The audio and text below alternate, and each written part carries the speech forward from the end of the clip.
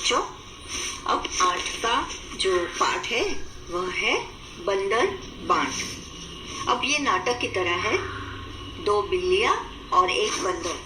हम देखें इसमें कैसा मजा है। स्थान, खुली जगह या कोई बड़ा कमरा। कौन कौन पात्र है? कैरेक्टर, 1 बंदर और 2 बिल्लियां। 7-8 बरस का लड़का बंदर और 5-6 बरस की लड़कियां बिल्ली बन सकती है। बंदर के लिए पोशाक पीला चूड़ीदार पाजामा, कुर्ता और दुपट्टा जो कमर में पूंछ से निकालकर बांधा जा सकता है। मुंह पर लगाने के लिए बंदर का चेहरा जिसमें आंखों और मुंह की जगह छेद हो। बिल्लियों की पोशाक काली सफेद सलवारें, कमीजें, दुपट्टे जो कमर में पूंछ से निकालकर बांधे जा सकते हैं। मुंह पर लगाने के लिए काले सफेद बिल्लियों के चेहरे जिनमें आंखों और मुंह की जगह बड़े छेद हो जिनसे देखा और बोला जा सके। अब सामान कौन सा है? एक मेज है, एक बड़ा मेजपोश या बड़ी चादर, डबल रोटी का एक टुकड़ा और एक छोटी तराजू। इस एकांकी के लेखक है श्री हरिवंश राय बच्चन जी। पहला दृश्य है कमरे का। कमरे के बीच में एक मेज है जिस पर मेजपोश पड़ा है, कवर मेज को ढकने के लिए जो होता है, जो कि आगे से ढका है। मेज पर एक रोटी का टुकड़ा है। मेज के नीचे एक तराजू रखा है पर दिखाई नहीं देता। म्याऊ म्याऊ की आवाज होती है और दाहिनी तरफ से काली बिल्ली और बाईं तरफ से सफेद बिल्ली प्रवेश करती है। अब दोनों एक दूसरे को नमस्ते करती है। काली बिल्ली, बिल्ली बहन नमस्ते, और सफेद बिल्ली उसका जवाब देती है, नमस्ते बहन नमस्ते। काली बिल्ली, अच्छी तो हो? सफेद बिल्ली क्या जवाब देती है, अच्छी क्या हूँ, भूखी हूँ। मैं भी भूखी हूँ। सफेद बिल्ली बताती है कि मैं खाने को कुछ ढूंढ रही हूँ, उस खोज में मैं भी निकली हूँ। मुझे तो महक रोटी की आती है। हाँ, मेरी भी नाक बताती है कि पास कहीं है। सफेद बिल्ली क्या बताती है, रखी मेज पर है वो रोटी, लपको कोई आ न जाए तो। काली बिल्ली, तू डर, मैं तो लेने चली। अब यहाँ जो कमरे में दृश्य है उसमें एक रोटी है मेज पर रखी हुई, और उस रोटी को देखकर सफेद बिल्ली सोच रही है कि क्या मैं इस रोटी को ले लूं, झपटू उस पर कोई आ जाए तो। और जो काली बिल्ली है थोड़ी हिम्मत वाली है और वो सोचती है कि कोई आ जाए तो मुझे कोई डर नहीं, मैं किसी से डरने वाली नहीं हूँ। मैं तो अभी इतनी भूखी हूँ कि जरूर मैं इस रोटी को लेकर ही छोड़ूंगी। तू डर, मैं तो लेने चली। काली बिल्ली लपकती है और रोटी लेकर भागने लगती है। सफेद बिल्ली, ठहर, कहाँ भागी जाती है रोटी लेकर? रोटी मेरी। काली बिल्ली कहती है, रोटी तेरी? कैसे तेरी? रोटी मेरी। सफेद बिल्ली कहती है, मैं न दिखाती तो तू जाती। अच्छा, क्या मैं खुद न देखती? क्या मेरी 2 आंखें नहीं है? डरती थी उस तक जाने में, जा डरपोक कहेगी, जा भाग, रोटी मेरी। अब काली बिल्ली ने क्या जवाब दिया, तू तो उस तरफ जाने में डर रही थी ना। हाँ, और अब रोटी मांग रही है। अब तुझे रोटी नहीं मिलेगी। क्यों? क्योंकि मैंने उसे पहले हथिया लिया है। अब रोटी मेरी होगी और ये मैं रोटी खा कर रहूंगी, तुझे नहीं मिलेगी रोटी। सफेद बिल्ली क्या कहती है, रोटी कह दे रही मेरी, मैं ले जाने तुझे न दूंगी। मैं इस रोटी को तुझे ले जाने नहीं दूंगी, मैं ही खाऊंगी। ये रोटी मेरी है, इस रोटी पर मेरा और सिर्फ मेरा अधिकार है। काली बिल्ली, देख, राह से मेरी हट जा, ले जाऊंगी तुझे न दूंगी। अब इस काली और सफेद बिल्ली के झगड़े में फिर से सफेद बिल्ली बोलती है, देखो कैसे ले जाती है, जो पहले देखे हक उसका है रोटी पर। काली बिल्ली जवाब देती है, नहीं नहीं नहीं, ये तो गलत बात है। पहले देखे नहीं, देखने के बाद काम करना भी जरूरी होता है, उस पर झपटना जरूरी था, और मैंने अपनी ताकत लगाकर दौड़ लगाकर उस रोटी को हथिया लिया। तो तू तो देखती रही, डर के मारे जाने से डर रही थी तो वहां आगे न गई। लेकिन मैं तो डरपोक नहीं हूँ, मैंने भूख लगने के कारण किसी के बारे में नहीं सोचा, मैंने सिर्फ रोटी के बारे में सोचा और उस पर मैं टूट पड़ी। पहले दौड़े दौड़ के ले पहले उसका हक रोटी पर पहला हक मेरा। सफेद बिल्ली कहती है, मैं कहती हूँ रोटी मेरी। काली बिल्ली कहती है, मैं कहती हूँ रोटी मेरी। इस तरह से रोटी मेरी कहकर एक दूसरे पर दोनों गुर्राती है। बंदर आ जाता है वहां से, दो बिल्लियों के बीच में बंदर आ जाता है। क्यों तुम दोनों झगड़ रही हो, तुम कहती हो रोटी मेरी, और सफेद बिल्ली से, और काली बिल्ली से कहता है तुम कहती हो रोटी मेरी, रोटी किसकी, मैं इसका फैसला करूंगा, चलो कचहरी मेरे पीछे पीछे आओ।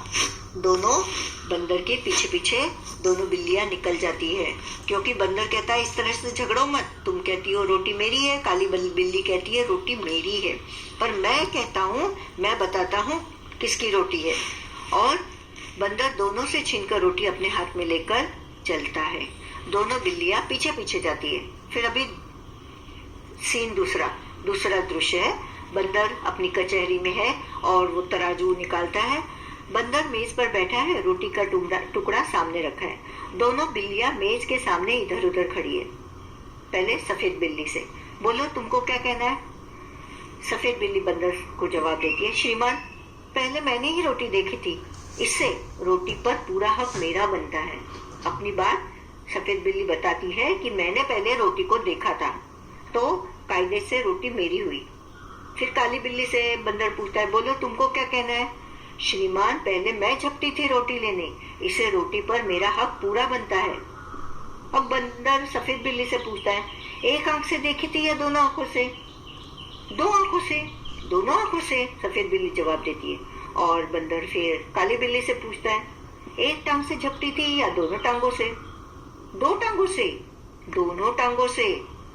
बंदर पूछता है, तुम दोनों का था गवाह भी, क्या कोई गवाह था कि तुम दोनों टांगों से झपटी थी या तुमने दोनों आंखों से रोटी को देखा था। कहीं न कोई न कहीं। बात बराबर। मेरा फैसला है कि रोटी तोड़ तोड़ कर तुम्हें बराबर देती जाए। मेरे पास धर्म काटा है। बंदर मेज के नीचे से तराजू निकाल कर लाता है, दो हिस्सों में तोड़कर दोनों पलटों पर रखता है रोटी को और उठाता है। एक पलटा नीचे रहता है, दूसरा ऊपर। बंदर क्या जवाब देता है, यह टुकड़ा कुछ भारी निकला, इसमें से थोड़ा खाकर हल्का कर दूं। फिर तराजू उठाता है। अब पहला पलड़ा ऊपर है तो दूसरा नीचे। तो वो फिर कहता है बंदर, अब यह टुकड़ा भारी निकला, अब इसको थोड़ा खाकर हल्का कर दूं। और इस तरह से दोनों पलड़ों में से थोड़ा खाकर वो रोटी का बहुत सारा हिस्सा खा लेता है। फिर बंदर, अब यह टुकड़ा भारी निकला, टुकड़े भी कितने खोटे, एक दूसरे को छोटा दिखलाने में ही लगे हुए। मुंह थक गया बराबर करते करते, और तराजू उठा कर हाथ थक गया। बिल्लियों को बंदर की चालाकी का पता चल गया। हाथ मलती हुई बड़ी उदासी से एक दूसरे को देखते हुए क्या जवाब देती है सफेद बिल्ली, आप थक गए, अब न उठाए और तराजू। फिर काली बिल्ली बोलती है, बचा खुचा जो उसको दे दे, हम आपस में बांट खाएंगी। आप दे दीजिए, जो बची हुई रोटी है हम आपस में बांट कर खाएंगी। बंदर क्या कहता है, नहीं, इस तरह थोड़ी ना होता है, तुम फिर झगड़ोगी, मैं झगड़े की जड़ को ही काट देता हूँ, बचा खुचा भी खा लेता हूँ। इस तरह से बंदर ने दोनों बिल्लियों को अंगूठा दिखाया और बची खुची रोटी खुद खा गया और तराजू लेकर वो भाग गया। अब दोनों बिल्लियां आपस में झगड़ा कर बैठी, बुद्धि अपनी खोटी, अब पछताने से क्या होता, बंदर हड़बा रोटी। इस तरह से दोनों के झगड़े में बंदर का फायदा हुआ और वो रोटी खाकर वहां से चला गया और दोनों बिल्लियां हाथ मलते रह गई, बेवकूफ बन गई। अब सवाल पूछा है लड़ाई झगड़ा, तो क्या है लड़ाई झगड़ा। दोनों बिल्लियों के बीच झगड़े की जड़ क्या थी। दोनों बिल्लियों के बीच झगड़े की जड़ रोटी थी। उनके झगड़े का हल कैसे निकाला गया। उनके झगड़े को बंदर ने तराजू के द्वारा सुलझाया। दोनों को रोटी का बंटवारा करते करते जो भी पलटा नीचे जाता उसे समान करने हेतु वह थोड़ी सी रोटी खा लेता। इसके पहले कि बिल्लियां उसकी चालाकी समझती, बचा खुचा रोटी का टुकड़ा खाकर वह 9-2-11 हो गया। तुम किस किस के साथ अक्सर झगड़ते हो, तो पूछा है। तो हम बच्चे तो अपने दोस्तों के साथ तो हमेशा झगड़ते हैं ना, तो जवाब होगा मेरे दोस्तों के साथ अक्सर झगड़ा होता है। और झगड़ते समय तुम क्या क्या करते हो। झगड़ते समय गुस्से में हाथापाई भी होती है, पर फिर हम एक दूसरे को सॉरी कहकर मेल कर लेते हैं। किसी वक्त कोई बड़ा भैया मारे तो मुझे रोना भी आता है। जब तुम किसी से झगड़ते हो तो तुम्हारा फैसला कौन करवाता है? तो कभी कभी हम ही आपस में सॉरी बोलकर उसका हल निकालते हैं, लेकिन मैं अपनी माँ से भी शिकायत करता हूँ। और माँ क्या कहती है? माँ हमेशा कहती है कि बच्चों के झगड़ों में बड़ों को नहीं पड़ना चाहिए। अब लेह लद्दाख सब लोग जानते होंगे। लोग एक दूसरे से मिलने पर एक दूसरे को जूले कहते हैं। मिलने पर दोनों बिल्लियां एक दूसरे को नमस्ते कहती हैं। तुम इन लोगों से मिलने पर क्या कहती हो? अभी सहेली से मिलेंगे तो हम लोग क्या कहेंगे? या दोस्त से हाय कैसे हो, आज क्या ख्याल है, घूमने जाए? और अगर हमारे शिक्षक हो तो सुप्रभात गुरुजी, गुड मॉर्निंग सर। और दादी या नानी से दादी जी नमस्ते, नानी जी या दादी जी पाए लगू, प्रणाम दादाजी। बड़े भाई और बहन हो तो नमस्ते दीदी, कैसे हो सब, नमस्ते भैया। अब यहाँ पूछा है कि तुम्हें क्या लगता है अगर बंदर बीच में नहीं आता तो तुम्हारी राय में रोटी किस बिल्ली को मिलनी चाहिए थी? मेरे हिसाब से काली बिल्ली को रोटी मिलनी चाहिए थी, क्योंकि रोटी को देखा था सफेद बिल्ली ने, लेकिन उस पर काबू किया, झपट कर उसको पहले हाथ में लिया काली बिल्ली ने। इसलिए कब्जा करने वाली बिल्ली काली बिल्ली है, तो उसी को रोटी मिलनी चाहिए थी। बंदर ने बिल्लियों से ये सवाल क्यों पूछा होगा कि उन्होंने रोटी एक आंख से देखी थी या दोनों आंखों से, एक टांग से झपटी थी या दोनों टांगों से? तो मेरे हिसाब से बंदर की नजर रोटी पर थी और किसी न किसी बहाने उसको रोटी खानी थी, इसलिए उसने बेवकूफ बनाने के लिए इस तरह के सवाल पूछे होंगे। कहानी का शीर्षक बंदर बाट क्यों है? कहानी का शीर्षक बंदर बाट है क्योंकि बंदर दोनों बिल्लियों के बीच आकर रोटी का बंटवारा करने को तैयार होता है और तराजू की मदद से वो करता है। तुम नाटक को क्या शीर्षक देना चाहोगी? मैं नाटक को चतुर बंदर नाम देना चाहूंगी, या तो दोनों के झगड़े में तीसरे का लाभ, इस तरह का कोई नाम उचित होगा। और जो शीर्षक तुमने दिया उसे सोचने का कारण बताओ। मैं कहूंगी कि जैसे कहानी सबको पता है कि बिल्लियां झगड़ती रह गई, पर उसका फायदा बंदर ने उठाया, इसीलिए चतुर बंदर, वो चतुराई थी उसमें। और दूसरा, दोनों ने बिना बात के झगड़ा किया और भलाई किसकी हुई, उसका फायदा मिला बंदर को, इसीलिए दो का झगड़ा तीसरे को लाभ, ऐसा भी नाम हो सकता है। नीचे बंदर ने रोटी बराबर बांटने के लिए तराजू का इस्तेमाल किया। तराजू का इस्तेमाल चीजों को तोलने के लिए करते हैं। नीचे दी गई चीजों में से किन चीजों को तोलकर खरीदा जाता है? नीचे दी गई चीजों में से चावल, केले, तरबूज, काशीफल, इन चीजों को तोलकर खरीदा जाता है। कई जगह पे केले को दर्जन के हिसाब से देते हैं, तो फूलों का गुच्छा या अलग अलग एक एक फूल भी बेचा जाता है। तोलते वक्त एक पल्ले में तोली जाने वाली चीज रखी जाती है और दूसरे में तोलने के लिए बांट। बांट किस धातु या चीज का बना होता है? बांट को लोहे से बनाया जाता है और कई जगह पे पीतल से भी बनाया जाता है। और बांट तोली जाने वाली चीज का वजन बताता है। वजन किलोग्राम या ग्राम में बताया जाता है। पता करो बाजार में कितने किलोग्राम या ग्राम के बट्टे मिलते हैं। बट्टे या बांट फल वाले, सब्जी वाले या परचून की दुकान से पता कर सकते हो। तो हम जानते हैं कि 50 ग्राम से लेकर बांट होते हैं वजन। वो छोटा सा पीतल का किलो 50 ग्राम का वजन होता है।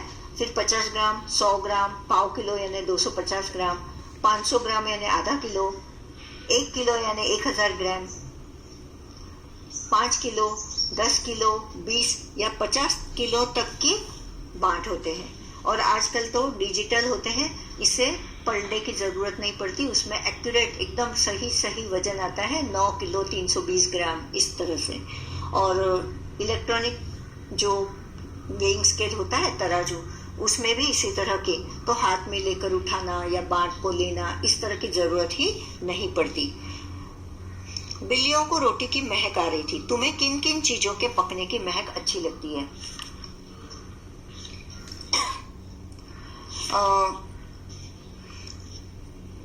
खीर के उबलने पर अथवा मिष्टान बनाते वक्त की महक मुंह में पानी लाती है।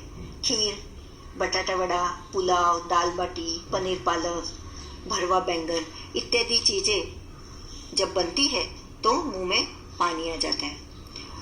किन किन चीजों की महक आती है जो खाने से जुड़ी नहीं है, लेकिन जैसे साबुन की सुगंध, जूते की पॉलिश की गंध आदि। तो मैं ऐसा ही कहूंगी कि नए कपड़ों की सुगंध, नई पुस्तकें, पटाखे, नीलगिरी का तेल, यूकेलिप्टस, रंग रोगन, शैम्पू, विक्स जैसी चीजों की जो खाने की नहीं है लेकिन चीजों की महक अच्छी लगती है। मुझे महक रोटी की आती, इस वाक्य को इस तरह भी लिख सकते हो, मुझे रोटी की महक आती। तुम भी इसी तरह नीचे दिए वाक्यों के शब्दों को आगे पीछे करके लिखो। उसी खोज में मैं भी निकली, तो उत्तर है मैं भी उसी खोज में निकली। रखी मेज पर है वो रोटी मेज पर रखी है। डरती थी उस तक जाने में डरती थी। मैं ले जाने तुझे न दूंगी, मैं तुझे ले जाने न दूंगी। जो पहले देखे हक उसका है रोटी पर हक उसका है जो उसे पहले देखे। एक और बंटवारा। अगले दिन दोनों बिल्लियों को एक तरबूज मिला। दोनों सोचने लगी इस तरबूज को कैसे बांटा जाए कि तभी फिर से बंदर आ गया। आगे क्या हुआ होगा?